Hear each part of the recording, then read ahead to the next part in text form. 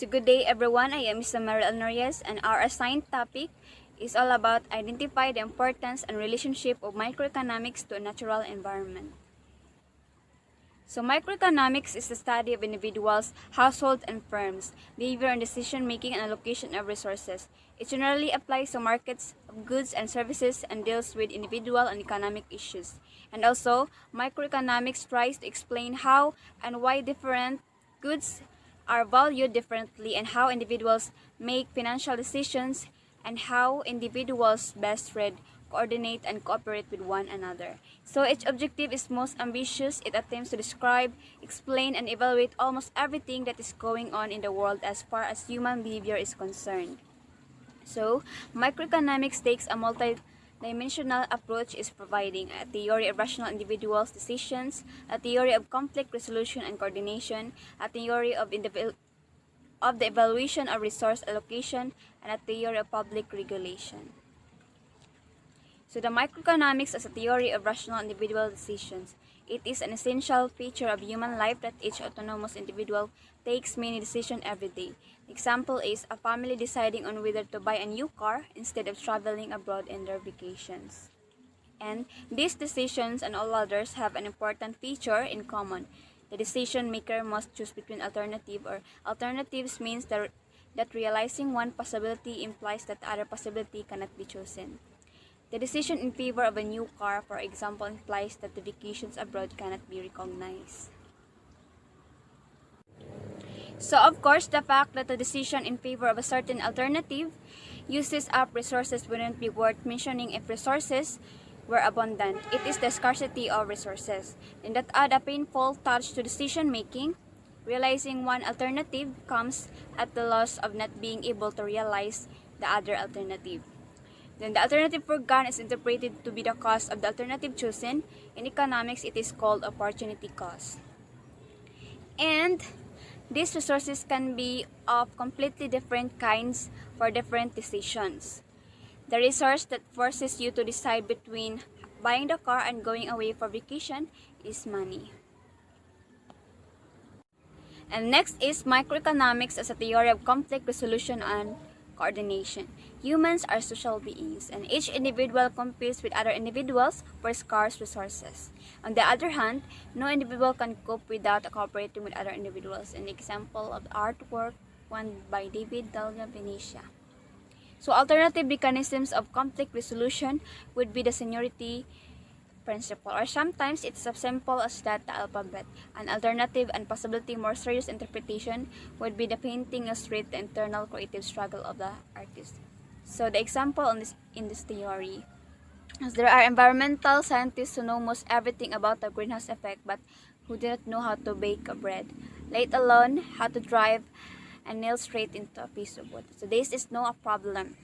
Working on how to meet the need of society for energy without burdening the earth with excessive greenhouse gas pollution, they earn money. So they can use their money to pay people who know to bake bread and to work on the nails of if this is what needs to be done.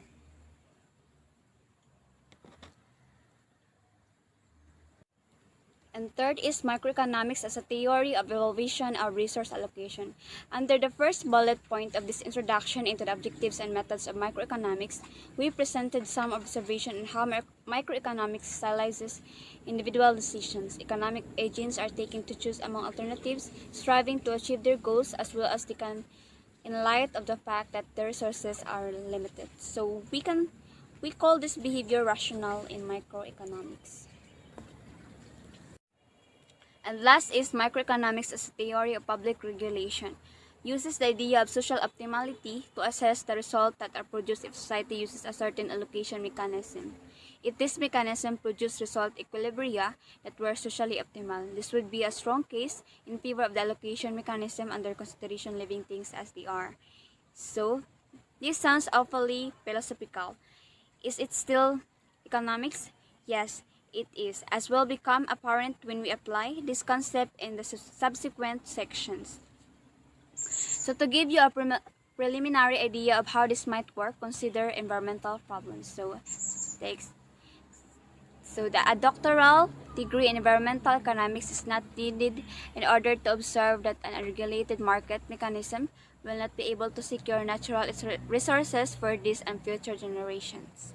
So it is a safe case that governmental intervention will be needed to protect the natural environment, and that this protection will improve social welfare. And this include environmental subsidies, various emission trading programs, requirements to apply environmentally sound technologies, and many other forms of environmental regulation.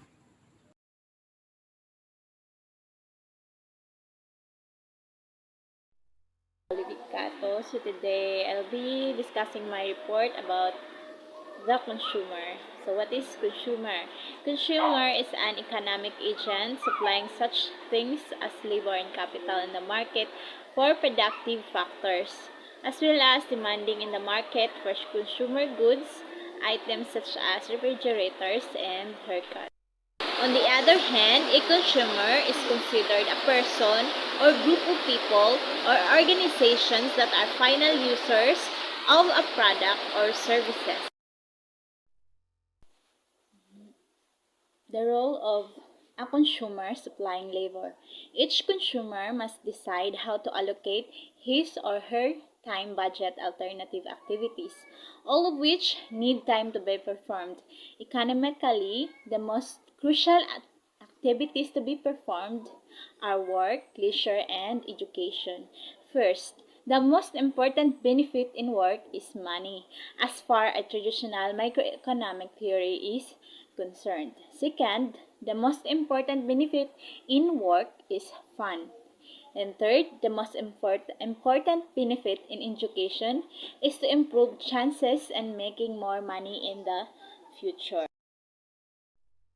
Microeconomics studies the decision of consumers to divide their scarce time budget optimally among their competing uses, in the sense that the total utility derived from spending the time maximized. First, consumers spend his or her time in the utility maximizing manner is called equilibrium. Naturally, equilibrium may look different for different consumers. And consumer with strong preference for consumption goods supplies more labor to the market in equilibrium than to those consumer who does not care very much for material world. Other determinant of equilibrium is usage of time is the wage rate.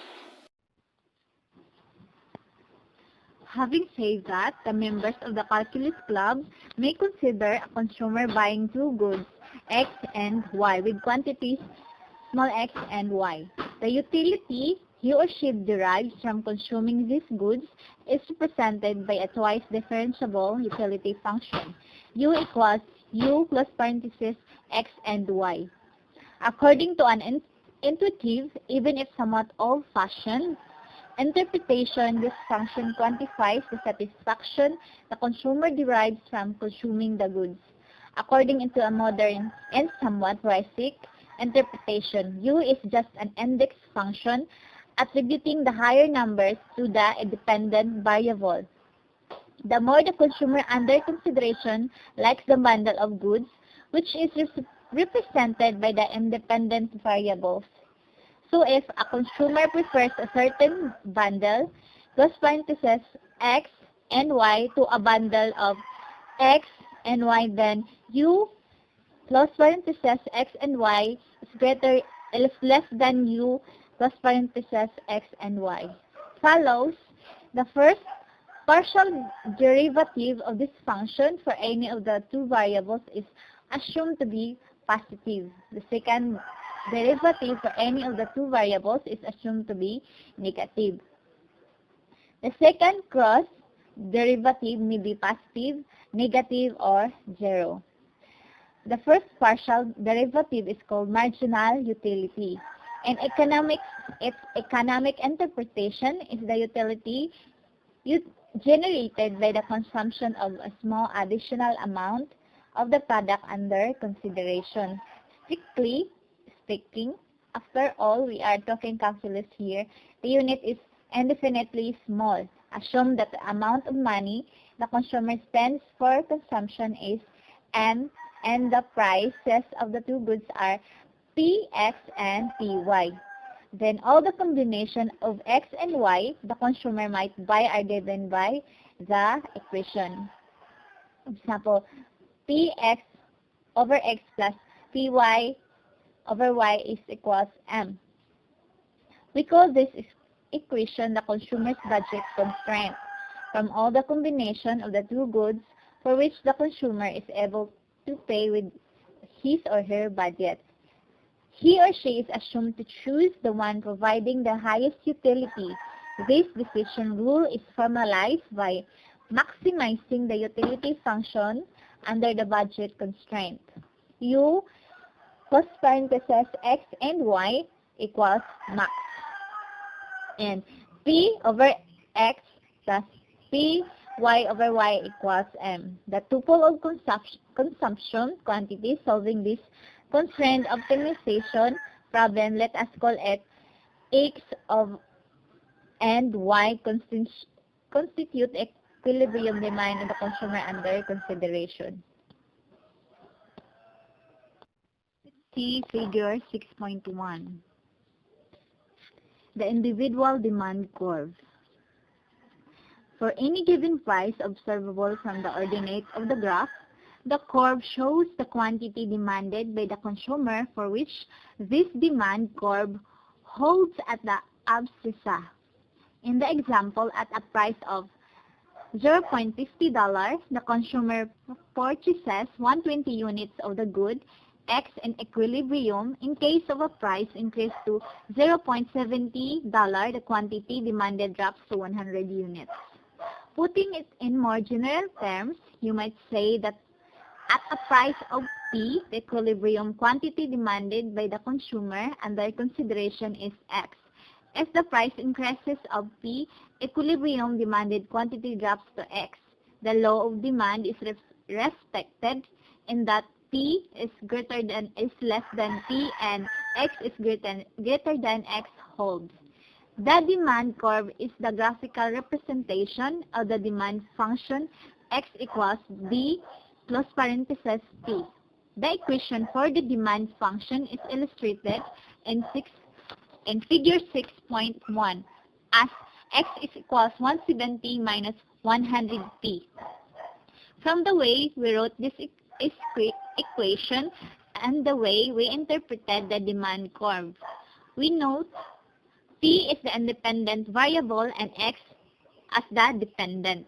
Considering this, the illustration of the demand function in figure 6.1 is somewhat unusual because it would be more conventional to plot the independent variable on the abscissa and the dependent on the ordinate. Well, economists sometimes make an exception.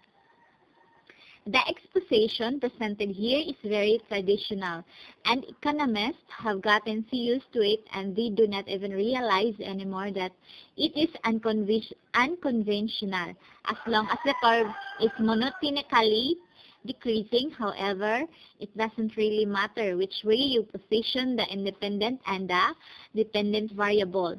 Indeed, we will use an interpretation below where the quantity is understood to be the independent variable of the demand function and the price to be the dependent.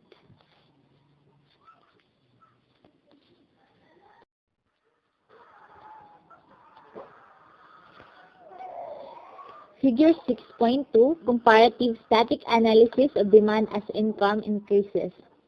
It is not important whether the shift shown in the figure is a parallel one. All that matters in the present context is that the new demand curve D plus parenthesis P indicates a higher equilibrium demanded quantity for every price compared to the initial curve D plus parenthesis P. In figure 6.2, for any price of P, the demand is at X given income is at M, and at X if income is at M and M is less than M and X is less than X hold. Above, we have presented a little exercise in comparative static analysis One of the determinants assumed as being constant in the static analysis of the demand curve has been allowed to vary. This determinant is income. Of course, analogous comparative static analysis can be applied with respect to all other determinants of the quantity demanded which are assumed to be constant in the consideration of a demand curve.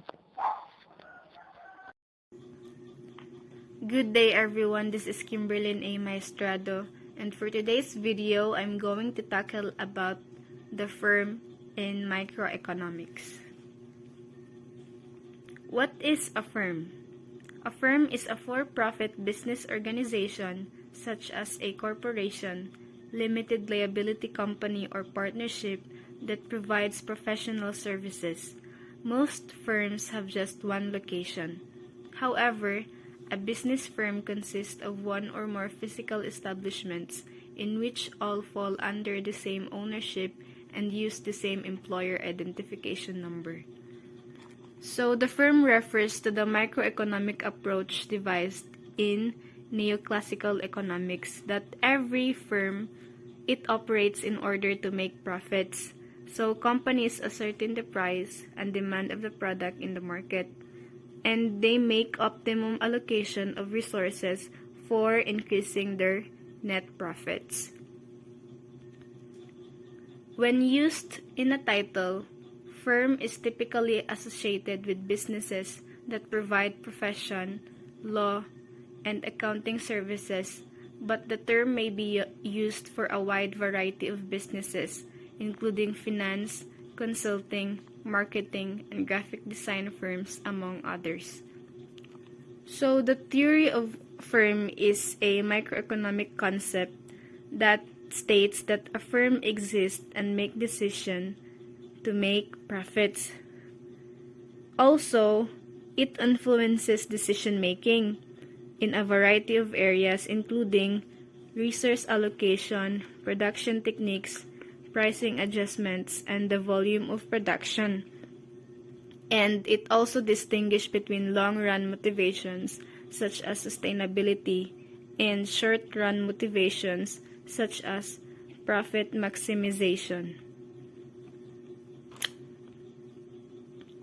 Understanding firms. In microeconomics, the theory of the firm attempts to explain why firms exist, why they operate and produce as they do, and how they are structured. The theory of the firm asserts that firm exists to maximize profits. However, this theory changes as the economic marketplace changes. More modern theories would distinguish between firms that work toward long-term sustainability and those that aim to produce high levels of profit in a short time. So a firm is for-profit business.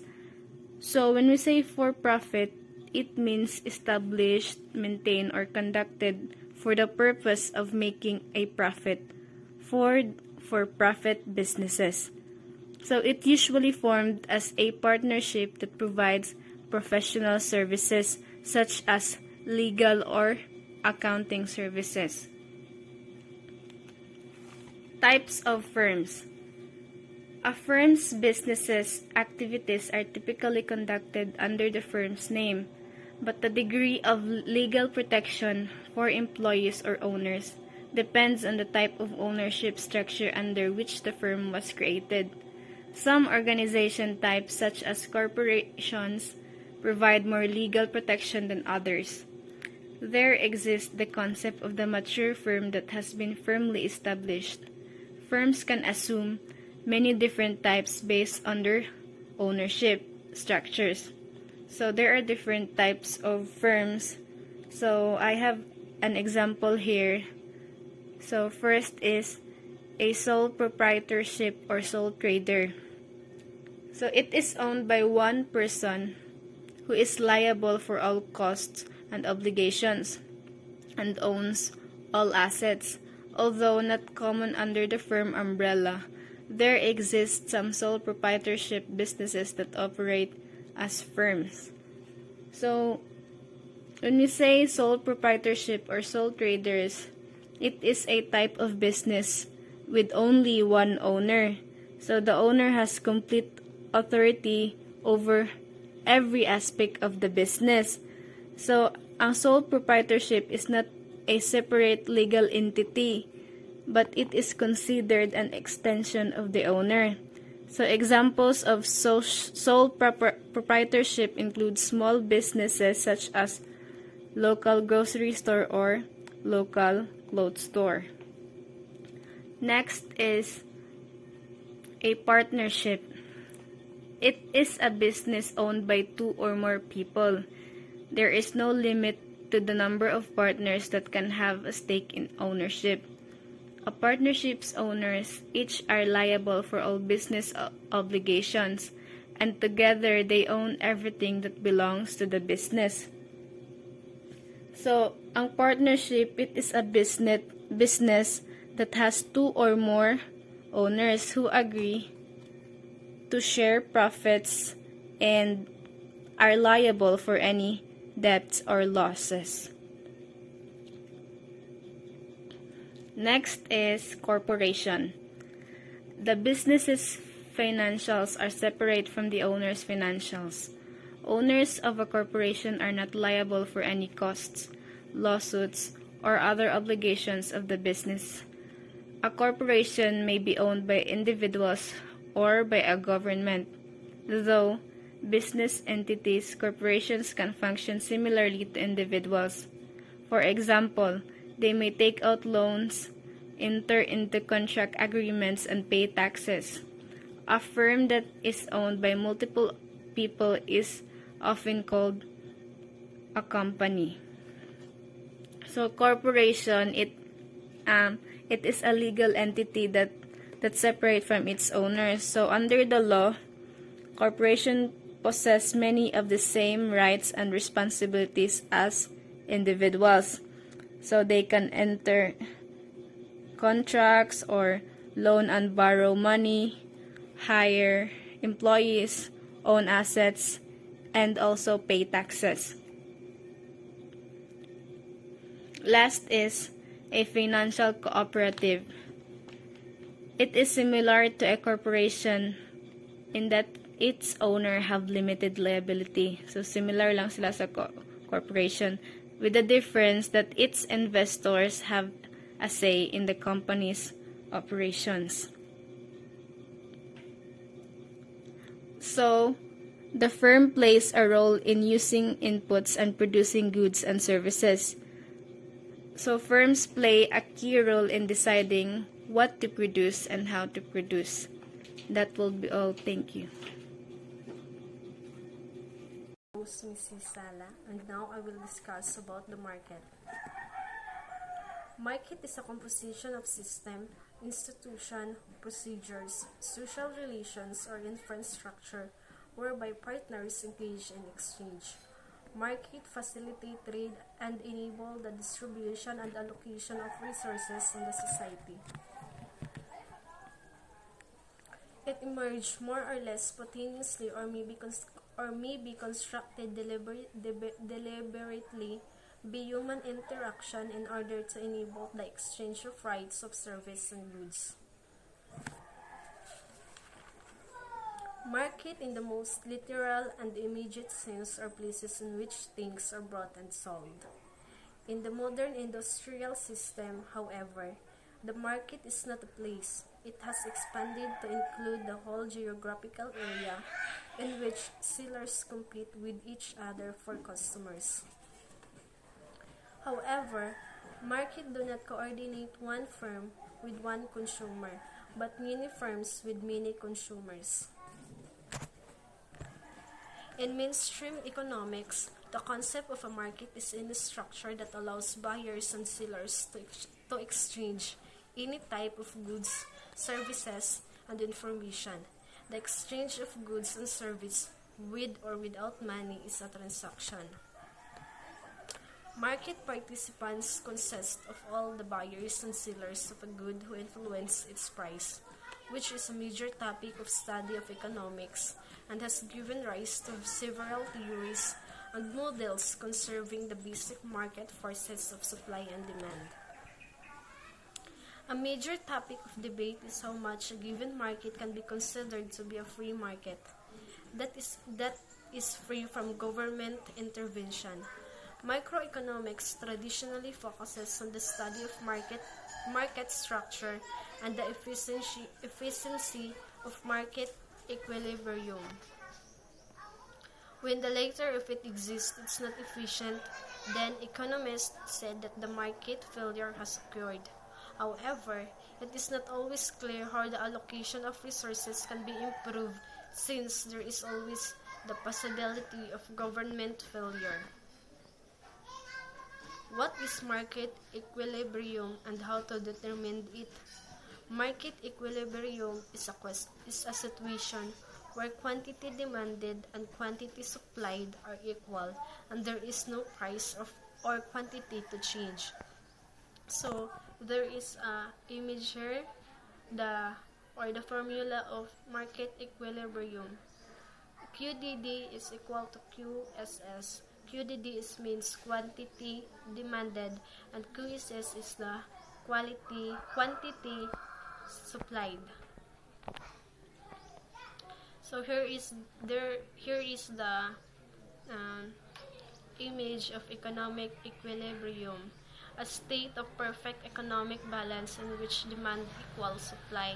So if the supply and the demand intersect with the same quantity, it is called economic equilibrium. The intersection of the supply and demand curves determine the market equilibrium. At the equilibrium price, the quantity demanded equals the quantity supplied.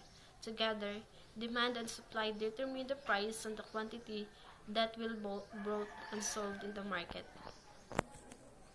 Good day everyone, my name is Irami Polina from BSF 2A. Today, I will discuss to you my report which is Basic Issues in Welfare Economics. Welfare economics is the study of how the allocation of resources and goods affect social welfare.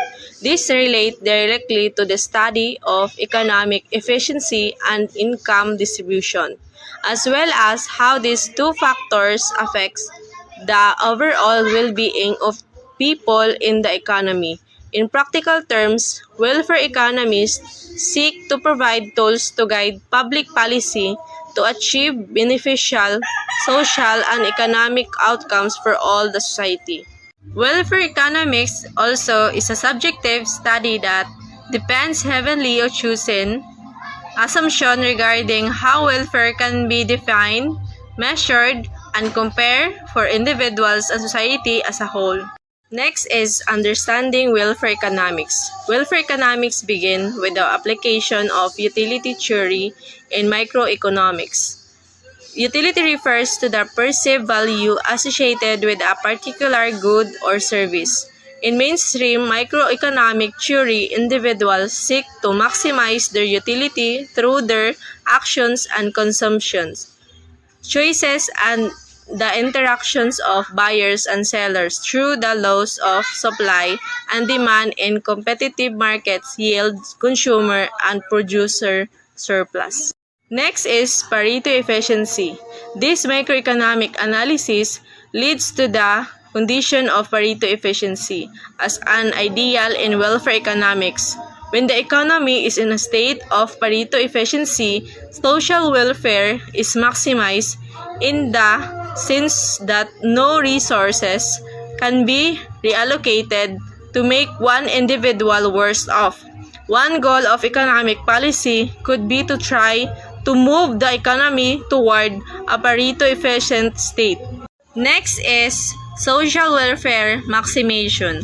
However, Pareto efficiency does not provide a unique solution to how the economy should be arranged. Multiple Pareto efficient arrange of the distribution of wealth, income, and production are possible. To do this, welfare economists have devised various types of social welfare function. Maximizing the value of this function then becomes the goals of welfare economic. analysis of markets and public policy. Next is how is economic welfare determined? Under the lens of Pareto efficiency, optimal welfare or utility is achieved when the market is allowed to reach an equilibrium price for given good or service.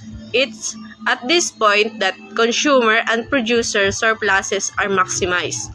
However, the aim of most modern welfare economists is to apply notion of justice, rights, and equality to the machination of the market. In that sense, markets that are efficient do not necessarily achieve the greatest social goods. Last is criticism of welfare economics. In order for economists to arrive at a set of policies or economic conditions that maximize social utility, they have to engage in interpersonal utility comparisons. To draw on a previous example, one would have to deduct that minimum wage laws would help low skills worker more than they would hurt employers or and potentially certain worker who might be lost their jobs. Good morning, everyone. This is my report, Market Failure. What is market failure? In economics, is a situation defined by an inefficient distribution of goods and services in the free market. In market failure, the individual incentives for rational behavior do not lead to rational outcomes for the group. So in other words, market failure, each individual makes the correct decision for themselves, but those prove to be the wrong decisions for the group. In traditional microeconomics, this can sometimes be shown as a steady state disequilibrium in which the quantity supply does not equal the quantity demanded. What causes a market failure? Number one of the main causes of market failure is when one participant has control of one or more areas of the market and therefore is able to control the price of a good services rather than letting changes in supply and demand to do so. So this is often seen in monopolies where a company that has a monopoly sits the price of a product or service regardless of the supply and demand of the product.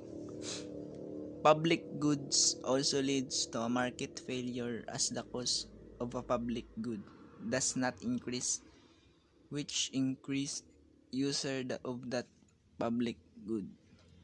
So a lack of a perfect information can also lead to a market failure. When buyers and sellers don't have all the correct information, they may buy or sell a product at a higher or lower price than what will be reflected of its true benefit of cost. So that's all. Thank you.